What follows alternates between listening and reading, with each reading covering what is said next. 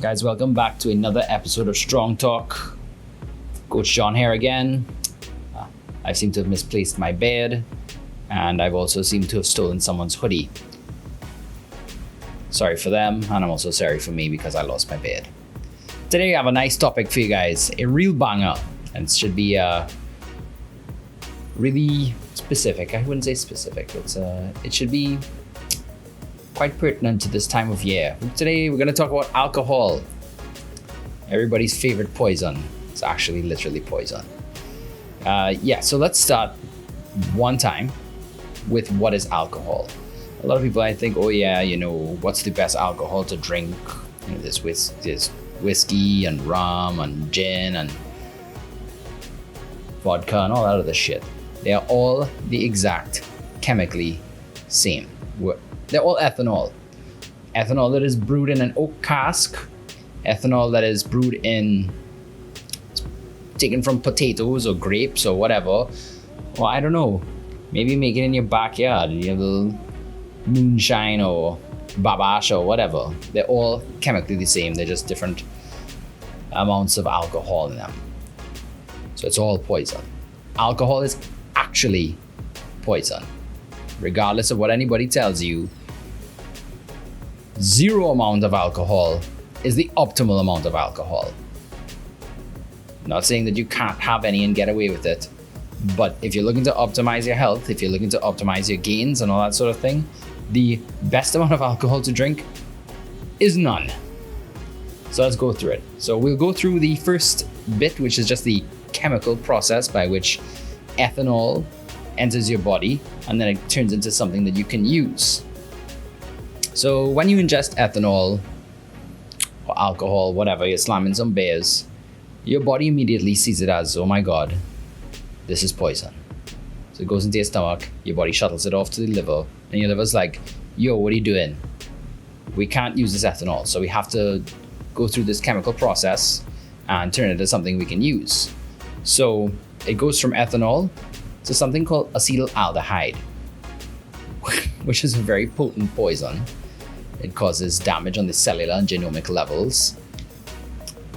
If you're not sure what that means, it's just really fucking bad. Don't do it. And then your liver will then change it from acetaldehyde to acetate, which is something that the body can then use. It's really just a waste product. But yeah, the body can then use it and metabolize it. Why is this important? If you are looking to optimize your gains, if you're looking to gain muscle, lose fat, all that sort of thing, alcohol is one of the worst things you can ingest on a regular basis or excessively. Reason being, take a look here. Alcohol almost always leads to bad decision making. You get hammered, you're drunk texting ex, maybe you take a picture of a certain part of anatomy and send it to them, think it's particularly alluring. It's not. But under the effects of alcohol, it is. So what happens is that when you ingest alcohol, and it's going through all this chemical process and whatnot, the amount of oxygen in your blood actually gets reduced. And that's why you get that woozy feeling. You feel a little tight, that sort of thing. Maybe a little bit you feel good, but after a while, you start to feel like, wow, maybe I need to lie down. But basically your brain gets starved of oxygen and you make terrible decisions, such as the unsolicited dick pic or whatever. And basically what happens is you make bad decisions, and that's not just for your romantic life. If you're trying to lose weight, you get hungry, you eat trash. You also, instead of saying, okay, I've had enough alcohol, let me stop, you're like, nah, you know what will go really good with this alcohol? More alcohol. Because if you add good time to more good time, you just get more good times. No, you get a very bad time, you end up vomiting, whatnot. And that's actually the body's response to acute alcohol poisoning. It's like, yo, I can't process this amount of alcohol. What do we do with it? Get rid of it. You can't shit it out that fast because it doesn't go through your system that quickly. So what does your body do? It retches and out it comes through the mouth. And I know literally 0 people who enjoy vomiting their guts out after a night of drinking, or vomiting their guts out, period. If you are one of those people, Tell me in the comments so that I can maybe learn from you. That'd be interesting. So, another thing that alcohol does, because your body sees it as poison, it halts all muscle protein synthesis. So if you hit the gym and you're like, yo guys, let's go hit some brewskis or whatever, or yeah boy, let's lash some beers. But you just came from the gym, all that work you put into the gym would usually be kind of happening while you sleep, all that work, all that progress that you made. If you drink alcohol, you're seriously hampering it. It's like taking one step forward, two steps back. And if you've ever seen someone who drinks alcohol chronically, or, you know, just is like I said, a chronic drinker, you'll always see that these guys always have a bit of a gut. So a lot of people think, okay, well, alcohol doesn't have that many calories or whatever. It's 1 to 3 calories per gram of alcohol. I believe that's correct. It is correct. I have notes. Anyways, so yes, it has calories, but the ramifications, the effects that it has on your metabolism are the things that really screw you over. That stop of muscle protein synthesis, the oxidative stress. If you don't know what that is, you can Google it. It increases your risk of cancer, all that sort of thing. The bad decision making, the excess calories you get from that. Also the emotional bang up that you get from your ex-girlfriend saying that you have a tiny wiener. You know, that can lead you to drown yourself in food and perhaps more alcohol. But yeah, if you're looking to optimize your body composition with more muscle, alcohol's not the way to go. You keep, again, like if you go and exercise, then you drink, you're really just kind of spinning your wheels in mud. So you might think, well, Coach John, I'm sure at some point you drank alcohol. I actually don't drink. I might drink twice a year, and I'm really trying to reduce that to absolute zero because there is no physiological benefits to drinking alcohol. So I would say, I've never been a big drinker, but when I was younger, I had some pretty bad self-esteem. So for my want to fit in, I would drink copious amounts of alcohol, and I would turn into a raging jackass, like a real idiot. I actually have a permanent scar right on my face, right here, that you can see that is a result of alcohol.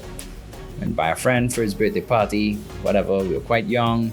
I decided, hey, no one can have a shot unless I'm also having a shot with them. That is the dumbest fucking thing I've ever done. Not really, but it's pretty dumb. It's high up there. Top 3, might be number 2. Number 1's debatable, not sure what that is. But yeah, it's definitely top 3. So I got really wasted, and now it's time to go home. And I was like, yo, friend, can I get a drop home? My friend's like, sure, buddy. Are you okay? And I'm like, yeah, I'm great. Whew. So I hop in the car, he starts driving about 20 kilometers. I'm like, yo, bro, slow down. You're driving way too fast. He's like, dog, I'm literally driving 20 kilometers. I was like, all right, okay, could go again. So he starts speeding up, reaches 30 kilometers. Like, dog, we're gonna die.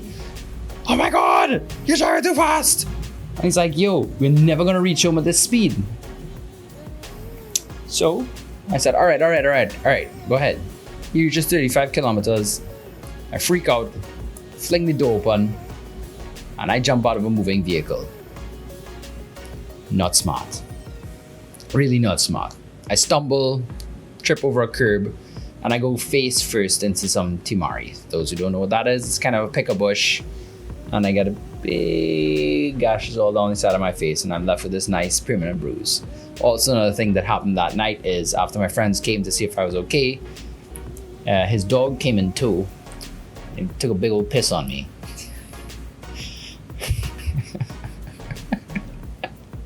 And for many weeks after, in fact, probably to this day, my friends still occasionally call me Whiz Kid. You can also do that in the comments. If you like, I may or may not curse you out. But yeah, I think from that point on, there's a couple other times where I probably overdid it, but maybe one or two. But considering I was in my 20s and I didn't know enough, or didn't know as much as I know now, made some mistakes. I think I got away with a slap on the wrist for jumping out of a moving vehicle. I think that pretty lucky. But yeah, alcohol is never a good idea. People use it as a social lubricant, as they say. Honestly, if you want to get better with your social skills, maybe you should just engage in more social activity and try and relax. I'm not saying that doesn't help, but maybe you need to take a look at why you feel anxious in a social setting in the first place. And another thing that people like to do, and they use it for this, is at the end of the day, they'll drink to take the edge off. If you need to take the edge off, there is something wrong with how you are living. That means maybe you hate your job, maybe you're stuck in a bad relationship, maybe you have a very negative self-talk. You need to address all these issues. Do not drown it with alcohol. Right? Don't be a little bitch. Look inward. Say, okay, there are problems with things that I'm doing. Let me fix them. That's either go for therapy or try and deal with it on your own or whatever. Don't just drown it. Drowning anything is never a good idea. So yeah, I guess that will kind of bring us to the end. I'm not saying that drinking alcohol, any alcohol at all, is not optimal. But if you do have to drink, don't do it too often. Really, really, really limit that shit, because it really is quite bad for you. And it leads to bad decision making, which may cascade into a lot more. So, that'll wrap it up. Don't drink too much, don't overdo it, just like anything else. Moderation is the key. And guys, I will see you next time. Get strong, stay strong, be ready for anything.